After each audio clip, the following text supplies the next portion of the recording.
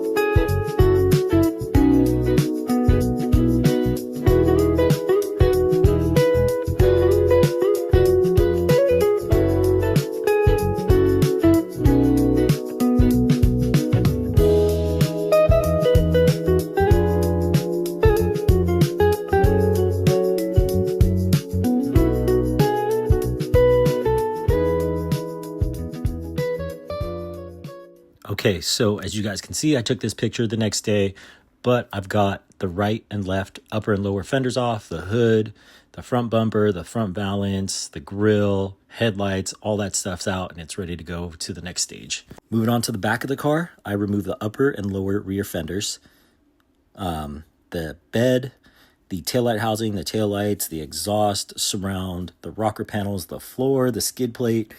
Next up, I'm going to pull off the front upper arms and the trailing arm. I'm going to prep those and paint them black. I've got some parts from Lone Star, which is the upper and lower radius rods and the toe link that are ready to be put on. And then next, while I'm doing all that, the TPR hubs will be going on.